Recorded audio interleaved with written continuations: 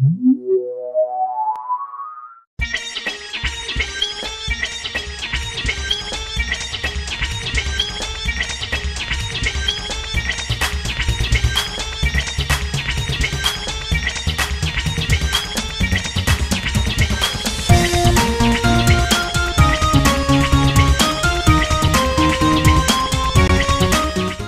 gang, welcome to another all-new episode of Flea Market Finds right here on ToyWorldOrder.com. I'm your host, Devall, and this show is all about the things that I find at flea markets, garage sales, antique stores, auctions, and so much more.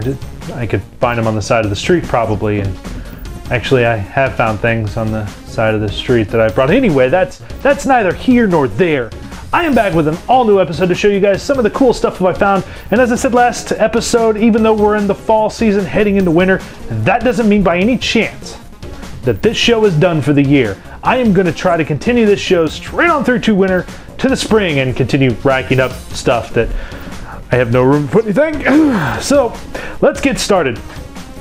Some of the things I found were every once in a while when I go digging through people's booths at flea markets and garage sales and whatnot, I look through the stuffed animals because you never know what you're going to find in the stuffed animals. And some of the things I found were these awesome, very first release Care Bears.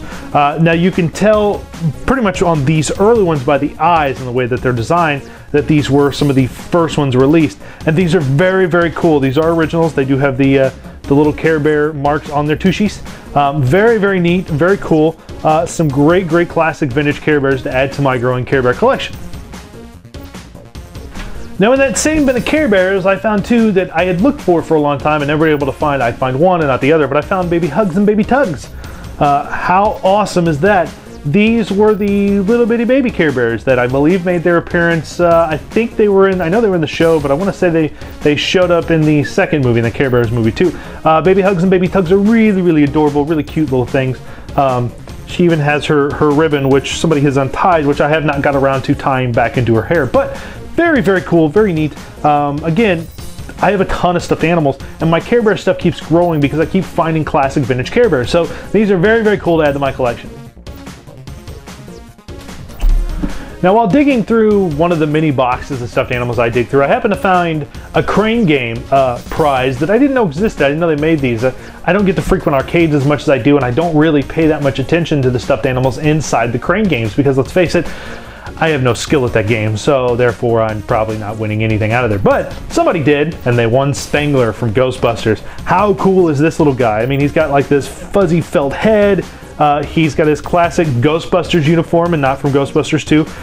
He's got the little proton pack on his back. He had some dirt spots on him, and he's a little rough around the edges on somewhat, but very neat. And come on, it's Ghostbusters, and he can sit up here with my Stay Puft Marshmallow Man that's just out of the way here. He can be the rival to Stay Puft. Giant Ghostbuster versus Giant Stay Puft Marshmallow Man would be awesome. Someone draw a comic quick or film that, make it happen. I want to see it. I don't want to do it with these because that'd just be weird. Then again, maybe I will. Awesome find though, awesome thing to add to my collection. Not sure where he's going to go, but I will find a home for Mr. Spengler because he's just too friggin' cool not to have some display somewhere.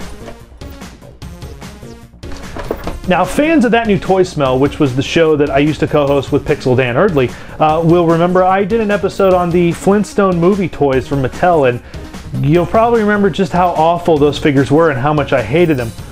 The thing is that I kept two. I kept a Barney and I kept a Fred, just the normal ones. And I'd always promised myself if I could find Wilma and Pebbles and Dino and the car, I would display them. Even though they're awful figures, it's still kind of neat. I found Wilma's and Pebble. I found Flint or Dino. I'm getting all tongue-tied. There's too many crazy words. Found Wilma and Pebbles. Found Dino. Found the damn car. These were such an awful line, and now people are going to be like, why did you buy them? Why didn't you just get rid of them? I got rid of pretty much all of them, but to find these, to find Wilma and Pebbles, to find Dino, who when this first all line came out, this was one of the most difficult figures that you could even begin to look for on the shelves. I wanted to display them.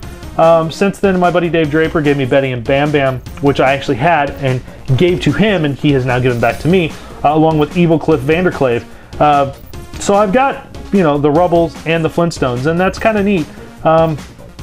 I had found the Leaf Sabertooth 5000. I didn't buy it because I just literally wanted the Flintstone mobile. So these will have a nice little space on my shelf, and these will be the only figures I will ever display of this line. Because let's face it, Mattel, this line, awful line. But it's the Flintstones mobile and the whole family. What are you gonna do? I have a weakness, people. I can't help it. It's a sickness, really.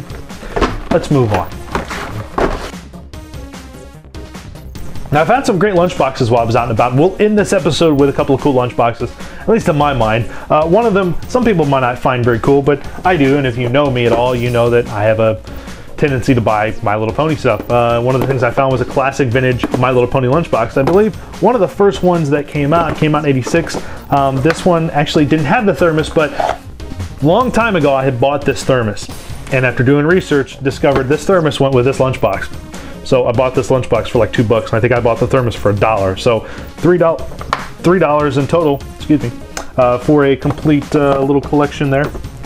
Very cool, very neat. I'll display it somewhere. I've got a whole long shelf going of thermoses, lunchbox, thermos, lunchbox, thermos, lunchbox, so everything matching. And I'm trying now to find all the thermoses I'm missing to the lunchboxes I have, or the lunchboxes to the thermoses I have. It gets kind of wibbly wobbly there, but very cool, very neat. I'm gonna go on a nice shelf with the rest of my lunchboxes.